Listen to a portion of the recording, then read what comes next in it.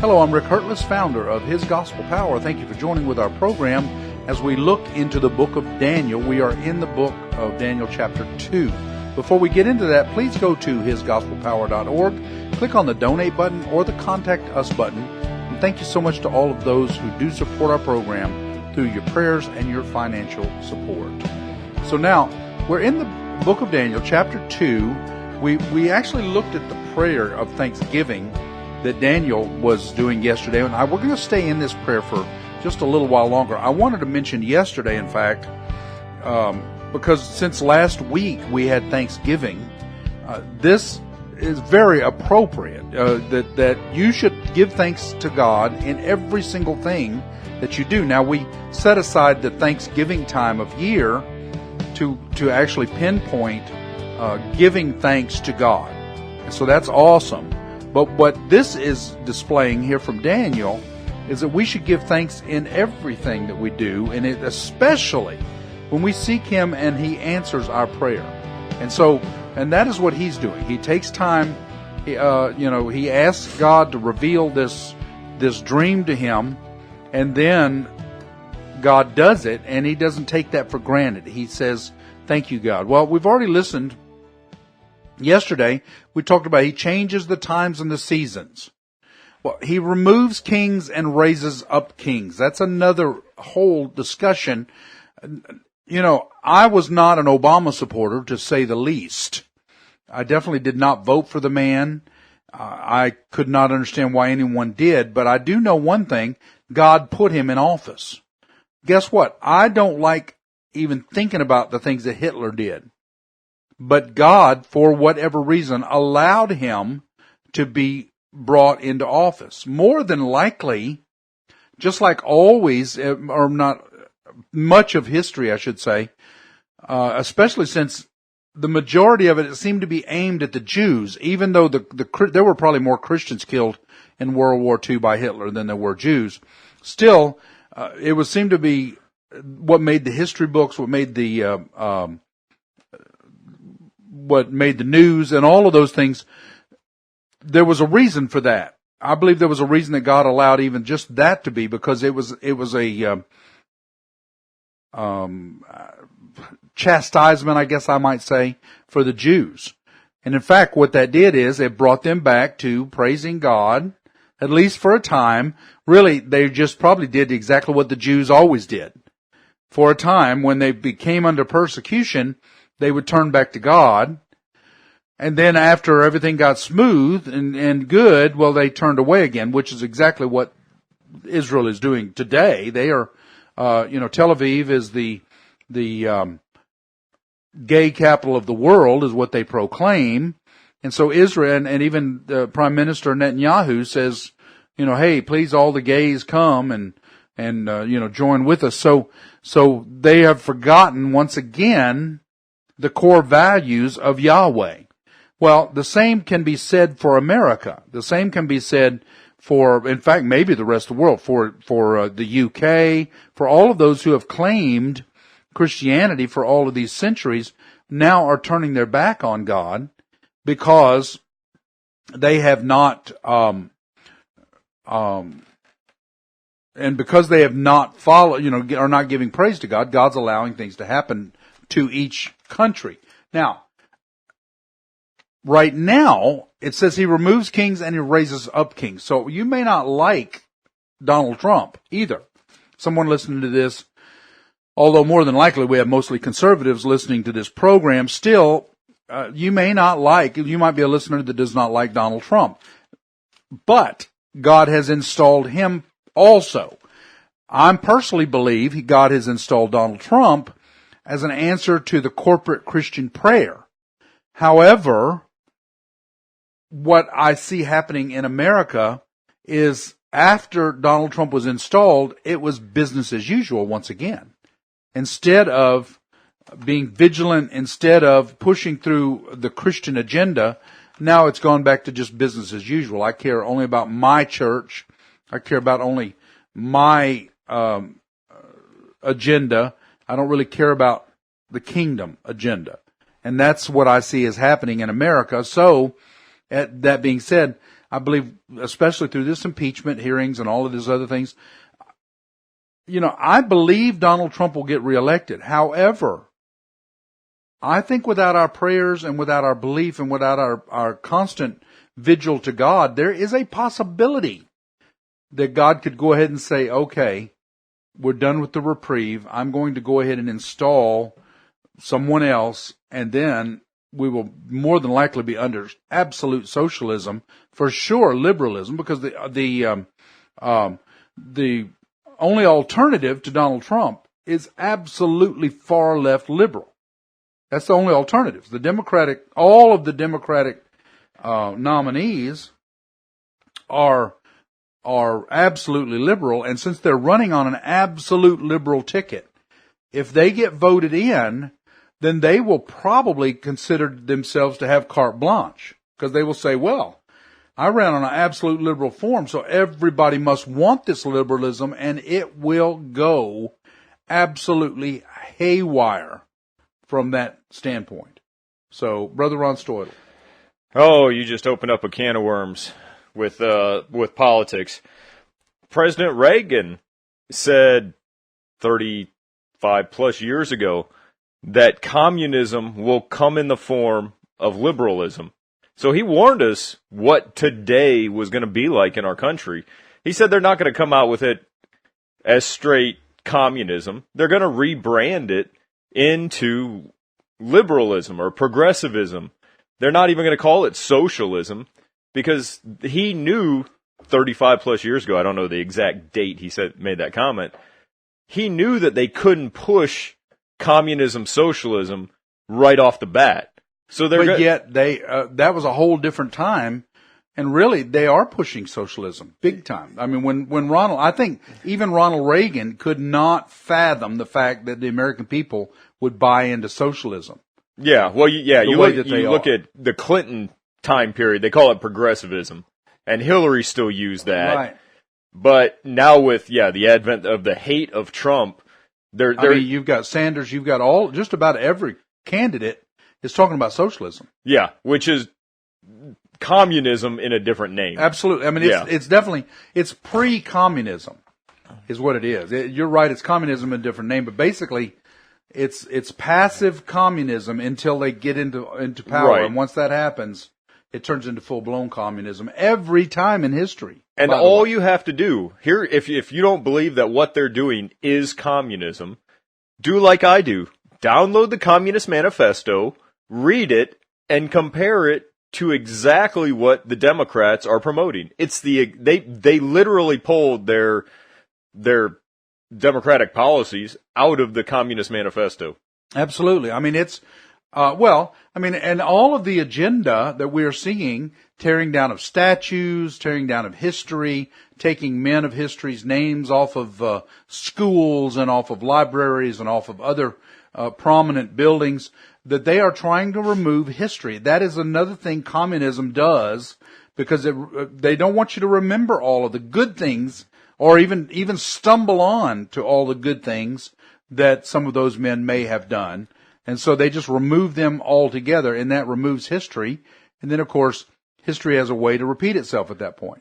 I actually had to laugh one time because we live here in Texas, and as conservative as we are out here, I actually went through my high school daughter's history book, because we know they're pulling out all the good history, all the important points. So I thought, it'd be interesting. Let me go through and see what they say about basically the liberals and progressives and the communists. So I looked up Hillary Clinton's time period. And here in Texas, in our American history textbooks, she's only mentioned twice. And it was literally just the fact of who she was and who she was related to. I mean, it was kind of funny because of all the push for all the bad stuff they're putting in textbooks around the nation, that Texas, as big as Hillary was, in our short time history, we didn't really care in our history books. Right. I mean, she was barely a blip on the screen. Now, what'll be after this, who knows? But right now, she's a blip. But she's still done major damage. Right. She has done major damage, and so all of these these history books and everything. I mean, I remember when I was a kid in elementary school, we were still talking about George Washington chopping down the cherry tree, and he telling his father about it because he said, "I cannot tell a lie." Well, by the time I got into college, which was maybe 21 or 2, I guess 15 short years later, they were talking about how George Washington was a womanizer and a slave owner, and he was not a good man at all. And so at that point, it had already come to that. And of course now, where we're at right now, where all of these guys are just really terrible people. All of the forefathers were absolutely lecherous, terrible people that we should not want to form our lives after. It is a picture painted, a very skewed picture painted that is going to prove to be very dangerous for our country and for the world.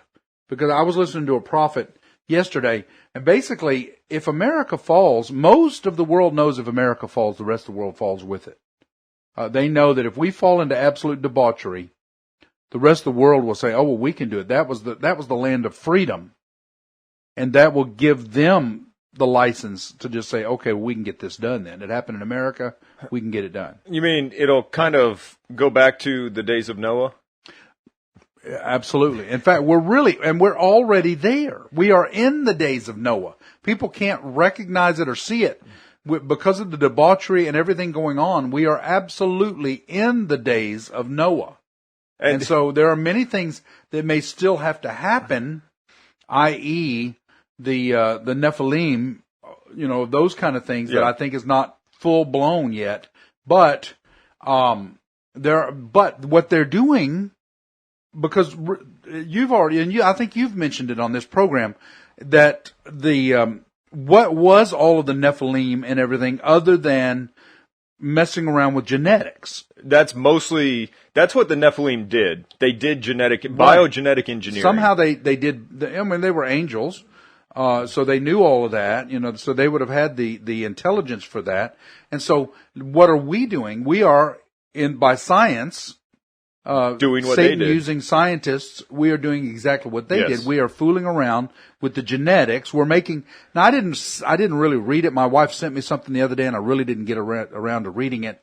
But it talked about a deer mouse spotted in the wild, a half deer, half mouse, spotted in the wild. And it's like, I should have read it, and I did not. But they're fooling around with genetics right now, for whatever reason, which will be much of what the beast wants to do or whatever. For something you can bet it has to do with power, money, and everything else. And it's for sure with the beast system. So that is the days of Noah with the earthquakes and all of the things that are happening now. That's Matthew 24, talking about the birth pains, so now, as it was in the days of Noah, is what Matthew 24 says. And then it says there will be earthquakes, and there will be heavens will be shaken, and pestilences, and all of these things. Just the other day, we've been having some trouble. I live in the country, and we've always had a little bit of trouble with mice. And I have cats, and we lost all our cats, so now that's what you might have even heard some of the little meowing in the background. I'm trying to raise my cats back up because we're in the country. We've always had a little bit of trouble with field mice, and they're just an annoyance, and you catch them, you throw them away or whatever. This year, rats, very large problem with rats that we've been having. Well, my wife showed me an article that this year rats are like quadrupled what they have been. And I think that's pretty much, especially in Los Angeles? No, in Dallas. No, I was joking because... Sure, obviously over there. But I'm talking about in Dallas, places like Dallas and down here in the South, it has been quadrupled. The problem it's these pest guys that were writing the article, or they're giving the information about the article, and said, man, they're getting all kinds of calls about rats. Well, I think that's part of, the Bible says there will be pestilences. Well, that's a pestilence. Yeah. And so, and we're about got it under control here at the Hertless farm, but just the fact that I've had to fight it at all. I've walked around rebuking them, in the name of Jesus, but station angels and all kinds of things. It seems like that they are going away, but it's still just the fact that we have to fight them tells you something. Yeah, and I think that may be one of those things going back to the climate change you were talking about, is changes in areas that yes, basically like moves in the environment. Well, and I want to interject real quick, because what you said, they said the problem is that usually the warmth.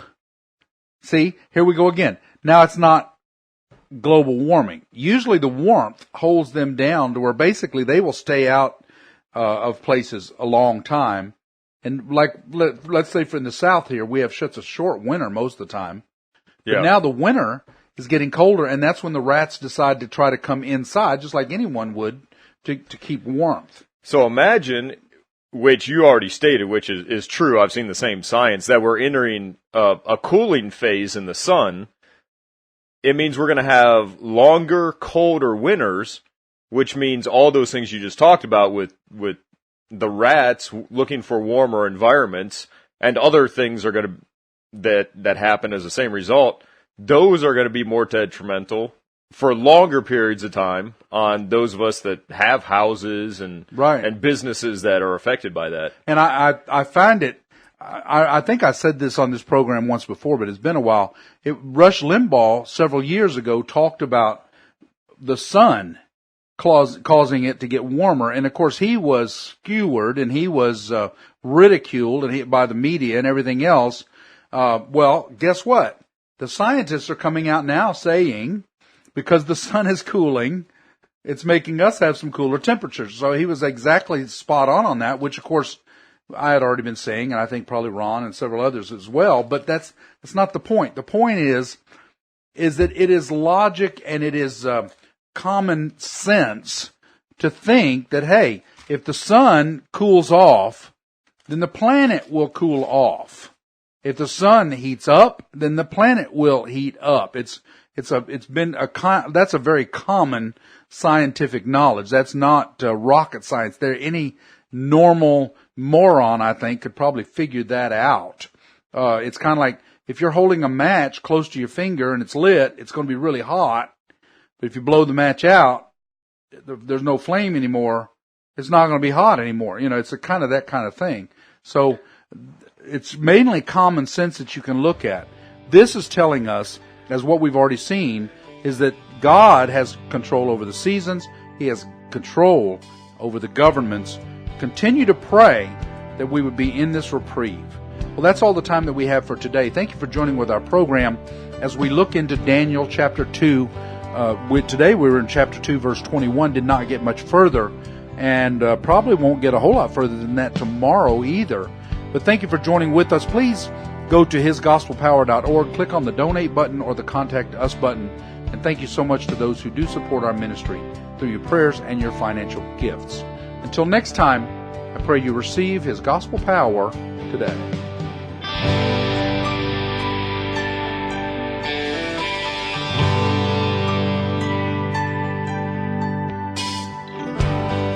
He died for you. He died for me.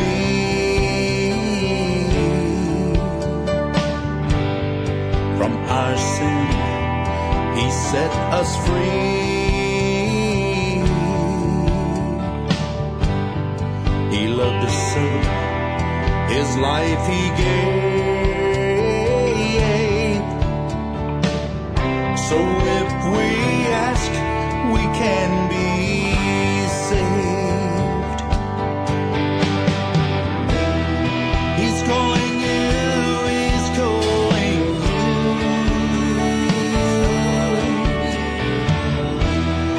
Jesus Christ is calling you. If He's touched your heart and soul,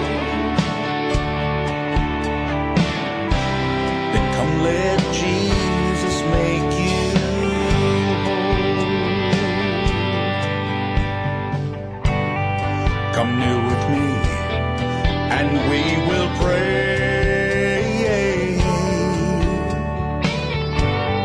that all your sin be washed away.